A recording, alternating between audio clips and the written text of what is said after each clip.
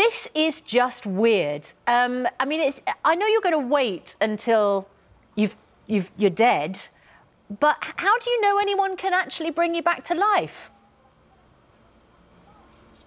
Well, we don't know for sure. What we do know is if you don't try, if you don't run the test, you won't find out. So everyone who's buried or cremated is no worse off than anyone who's frozen.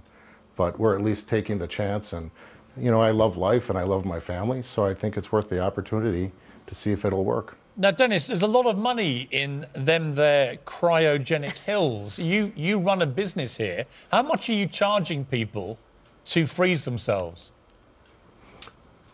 Well, we're a nonprofit organization, and we also open all of our records up for public scrutiny, so you can tell where all the money is spent.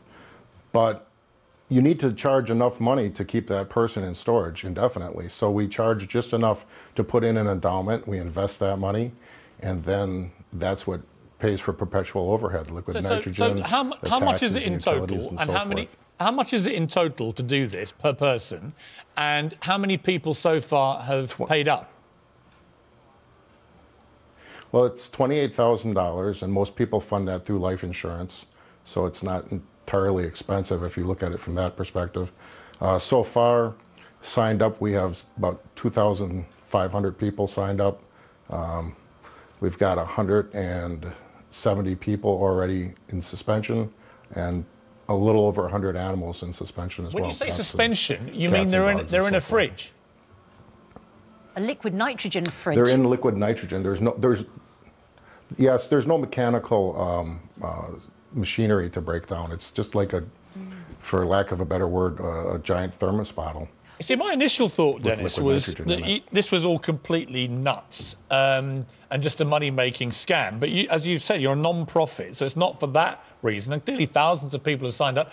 Also, the more I've thought about this, the more I've sort of warmed to it, which is, I know the completely wrong word for being frozen in liquid nitrogen, but I rather like the idea of, you know, when I fall off this mortal coil, that I get frozen and then brought back to thrill the world all over again. Once is enough, surely. Well, it's another chance, and certainly we don't want to be brought back old. So another part of the idea is that if you are brought back, you'll probably be brought back young and vital and healthy. Well, that's the question. So Dennis, that's the key question. What if somebody's quite young, doesn't really want to grow old, and just wants to put themselves in the fridge before they've actually died? Do you accept living people who then just want to freeze themselves? Because they want to come back the same age absolutely they go not. In. No? No, we accept people who have no other chance whatsoever, and they're legally dead. There's no other option. Yeah. So to me, it's... We don't know what's going to happen in the future. And I mean, who do you know is going to defrost you? Because... Well, why does it matter? You're dead. So what have you got to lose? As he says... No, but can I... What's he got to lose? Because if you are defrosted, say some awful developments happened and you're defrosted and used as an experiment or something, you know what, you might not have any rights in the future. Say it's 100 years' time. Very negative view, I think. I don't believe that's very likely. I mean, technology advances, we're pretty benevolent. Well, we don't know what's going to happen tomorrow either, but yet we still go to the hospital. We still try to exercise and eat right and live longer. Let's bring tomorrow. Let's bring in Sarah.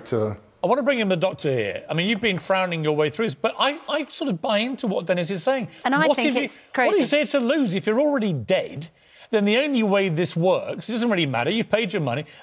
The only thing that can happen is good news. In other words, you either stay dead or you come back to life. No, you come back to life and someone treats you, you know, like an experiment and does things to you that you don't have any control over in your vat of liquid nitrogen. That's one thing. Secondly, have we got the technology now to freeze people so that if the technology ever develops, and it is an absolutely, if there is no evidence that we're ever going to have 20 years ago, there was no email, no Facebook, no Twitter, and no mobile phones, right? Look where we are now. And who's to say Dennis isn't the Steve Jobs of dead bodies? If you come back in 500 years' time, I mean, you've seen how much things have changed in a generation. As you say, a generation ago, we didn't have email.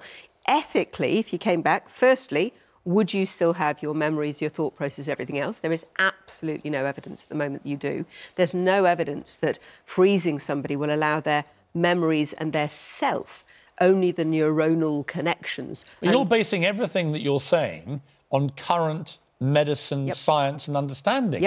This might be 500 years' time. It might. And firstly, when you come back in 500 years, how much will you feel as if you belong in that society if they do manage to get you back perfectly? Secondly, we have no idea if what we're doing at the moment scientifically results in people being able to come back, because there's so much damage that's done in the process. You have to use cryoprotectants to stop the cells from falling apart, to being damaged. We've got to leave it there. Dennis Kowalski, thank you very much. Fascinating conversation. Thank you to Sarah Jarvis too.